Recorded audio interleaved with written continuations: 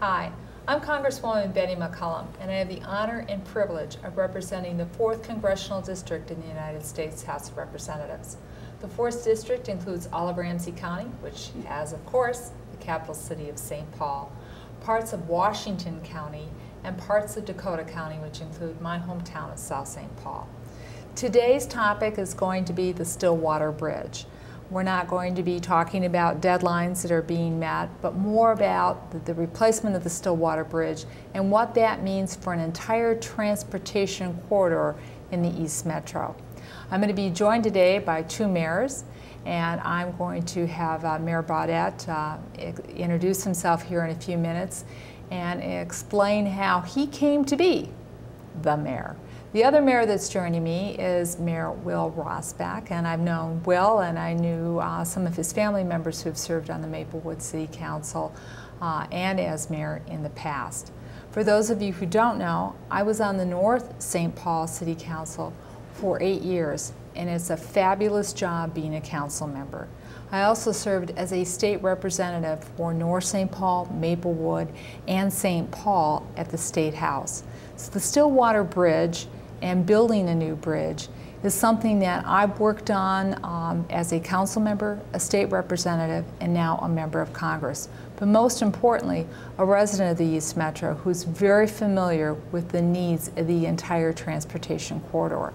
So I'm going to refer to my notes here because I want to stay on topic and get into a great discussion, I think, about how we come to finally resolve and come up with a workable solution for Stillwater. First off, there's no doubt that the Stillwater Bridge at the St. Croix River needs to be replaced. It's a topic that's been going on for over 30 years, and it needs to come up with some resolution. And I do support the construction of a new bridge at Stillwater, but it needs to be fiscally responsible, it needs to be appropriately scaled, and it needs to meet the needs of the people who live in this transportation corridor. I also wanted to comply with federal law, which means that it needs to respect the spirit and the intent of the Wild and Scenic Rivers Act, which was passed and shepherded through and signed into law because of the work of our great senator at the time, Walter Mondale, who many of us know as former Vice President Mondale. But unfortunately, what's being proposed in Congress right now is a mega bridge. It is a bridge that would cost over $700 million. It is only 6 miles away from the I-94 St. Croix corridor, which is also up for review, refreshment, and looking at how that fits as part of our transportation corridor in the East Metro. There's also a bill in the Senate sponsored by Senator Klobuchar, and what that looks at doing is going around the Wild Scenic River Act and saying, you know, we're going to build a bridge. We're going to build a mega bridge over the St. Croix River. Now, Highway 36, MnDOT tells us, is already at capacity. And Highway 36, of course, would be the highway that this new mega bridge from Stillwater would butt up against. So sometimes people say, well, why do you care about the Stillwater Bridge, Betty? I care about it because it impacts a corridor of traffic that will mean road improvements at 120, English, all the way in English, which is in Maplewood, and all the way into Roseville and butts up into Minneapolis.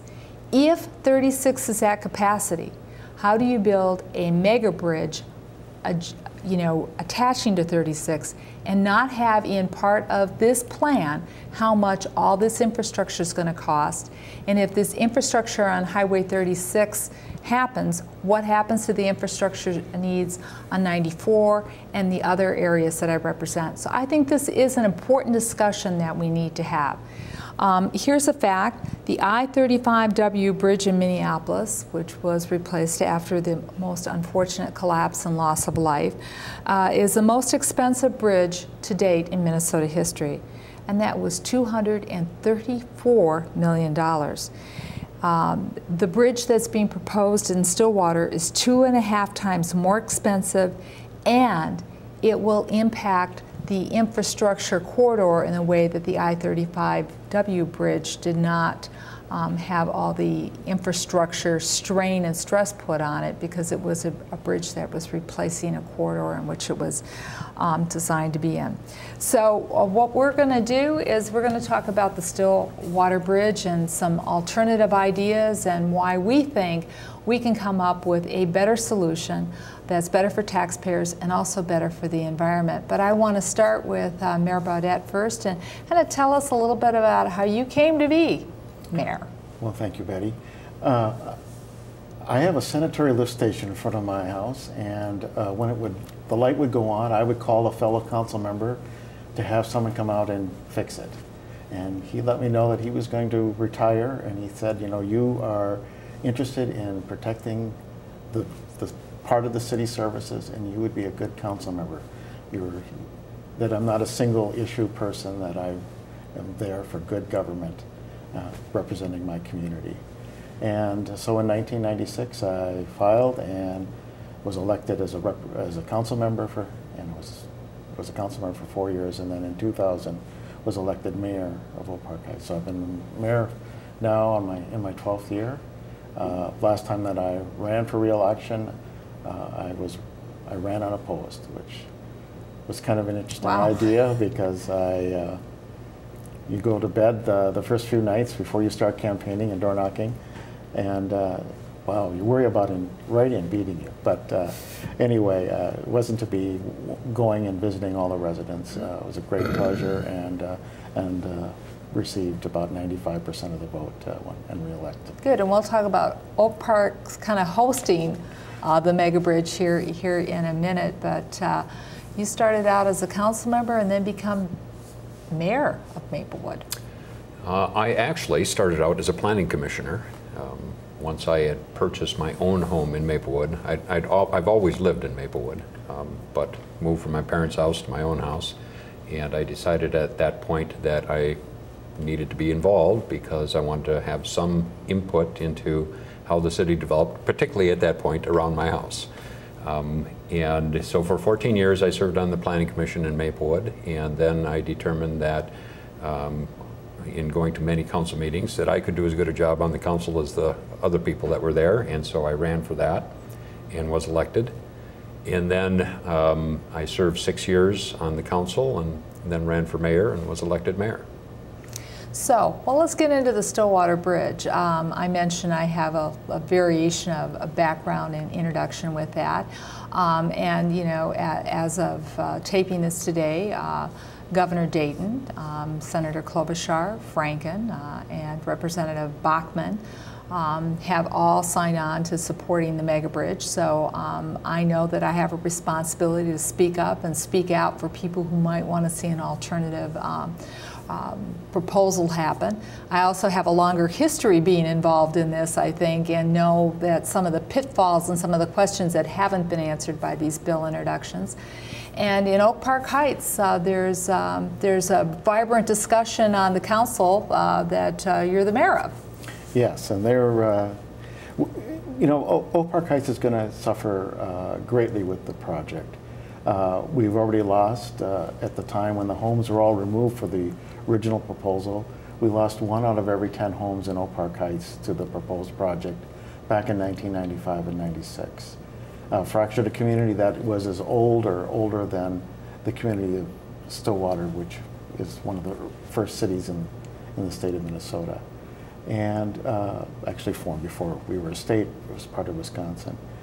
And when the highway that is there today, the 4-lane highway, that was built in 1958.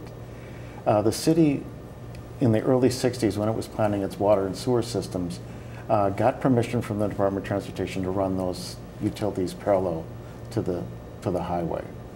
And the original proposal for this was a freeway right through our community, which the business owners don't want to have a freeway, because that would have meant suppressing the road 16 to 22 feet in the ground, and you would never know that there was a city or community. You would go into a trench out by the high school, and you would just cross the river, and you wouldn't be able to see the river either because of the high barriers to keep cars on the road.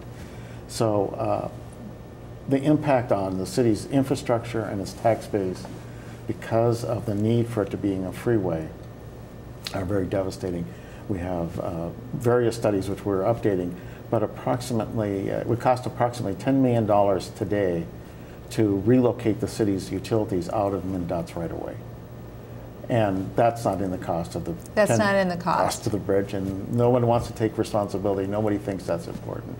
And yet that critical piece, why would MnDOT allow the city to put the infrastructure in?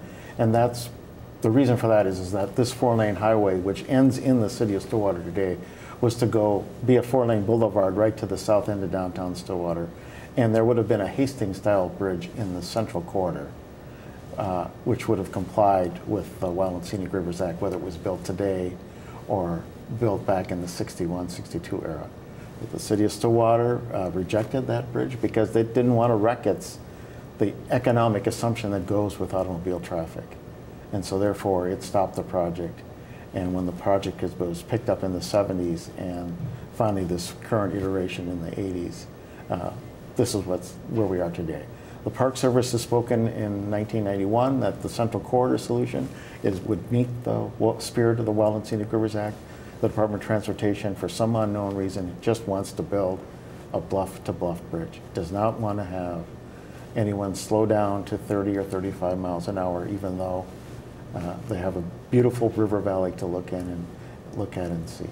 And anything that's less than bluff-to-bluff, less than this freeway standard, which the Department of Transportation thinks the corridor should be, even though we have a 6-lane interstate highway 5 miles to the south of where this bridge is on the Minnesota side.